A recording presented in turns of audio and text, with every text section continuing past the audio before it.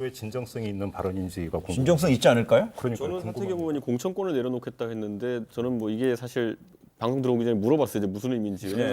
뭐 가진 적이 없는 걸 내려놓겠다는 게 이게 사실 무슨 의미인지를 제가 파악을 못 해가지고 약간 그런 것도 있긴 하고. 근데 이제 하태경 의원이 주장했던 것처럼 삼원칙에 대해 가지고 이게 뭐 방송에서 몇 번 언급됐지만은 가장 중요한 건 결국엔 탄핵의 강을 넘고 신당으로 가자는 거예요. 자, 신당으로 가자는 거의 기본적인 판단은 뭐냐면은 자유한국당이란 틀 자체가 이미 낡은 것도 있지만 두 번째로는 도대체 국민들한테 비호감도가 너무 높아져가지고 뭘 해도 이제 메시지가 안 먹힌다 이런 게 있거든요. 그러니까 이 두 가지를 명문화까지는 아니더라도 우리가 외교협상이 아니면 불가역적으로까지는 가자라는 이야기예요. 보면은 왜냐하면 자 기본적으로 이 불신이 어느 정도에 달해 있냐면은 자 예를 들어 삼원칙을 어떻게 한다고 대충 얼렁뚱 넘어갔어요. 그럼 그 다음에 뭐 얼렁뚱 합당을 했어요.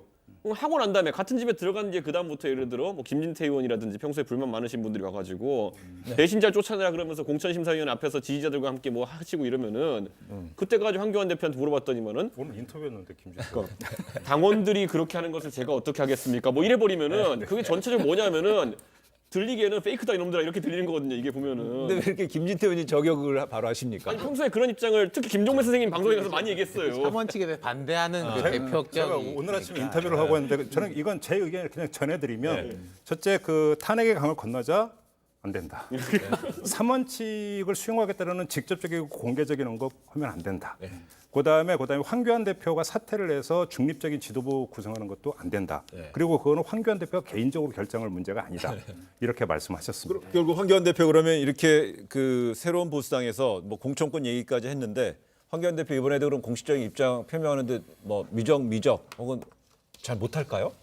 저는 약간 답답한 게요. 이 하태경 의원도 그런 말씀하셨지만 이게 사실 확약으로도 부족한데 그게 없으니까 불안해서 확답을 요구한다. 이게 무슨 연애하고 결혼할 적에 평생 나만 사랑할 거냐, 뭐 하늘에 뭐 별도 달도 따달라라고 하면은 물론 그때는 진심인데 가서 이제 못 지킬 수도 있는데 그걸 알면서도 서로 물어보고 그 당시의 진정성을 이야기하는 거 아니겠습니까? 좀 뭐 굳이 자꾸 매달리는 쪽도 조금 그렇고 이 말 못 해주는 쪽도 그렇고 양쪽 다 답답한데 김진태 의원 그런 부분에 대한 거는 이러면 될 거예요.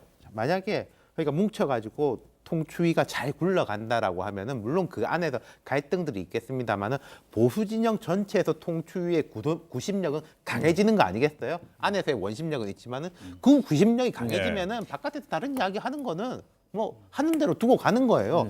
과거에 19대 총선을 앞두고 혁신과 통합하고 민주당이 이제 합쳤습니다. 혁신과 통합은 문재인 대표, 그리고 민주당 손학규 대표였었죠. 그때 박지원 의원이 결사 반대하면서 손학규 대표한테 지금도 박지원 의원은 요즘 공개적인 자리에서는 그 말씀 별로 안 하시던데 당신이 다 먹힌다. 저쪽이 얼마나 무서운 줄 아냐라고 해서 뭐 결국 그렇게 됐지 않습니까? 근데 어쨌든 그렇게 강해가지고 갈 때는 박지원 의원이 반대해도 소용이 없는 거예요. 제가 생각할 때는 저는 황 대표도 통합을 원하는 것 같거든요. 그렇다면은 해가지고 가면 되는 거예요. 그러니까 저는 가장 최근에 쓴 통합의 모델 두 개를 봤을 때 방금 전에 손학규 대표가 언급했던 것처럼 어떤 사람 하나가 갑자기 그 굉장히 선한 사람이 돼가지고 아낌없이 주는 나무형 통합이 있어요. 그러니까 손 대표는 진짜 다 주고 얻은 게 없죠. 그렇게 뭐 근데 정치인들은 각자 놓인 상황에서의 어떤 특수한 뭐 착각 또는 그런 것 때문에 그런 선택을 하죠.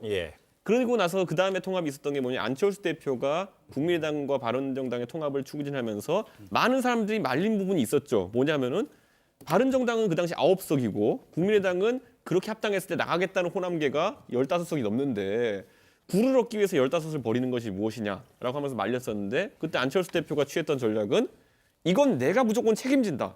라는 그런 보수성이었거든요. 그 둘 중에 하나는 나와야 돼요. 아주 아낌없이 주는 나무가 되든지 간에 내가 결과까지 다 책임지겠다. 갈론 가라 이렇게 하는 그게 있어야 되는데 황교안 대표는 지금 그게 아니라 역시나 세모예요. 그러니까 저는 그 부분이 문제되고 있는 것 같아요. 근데 역시나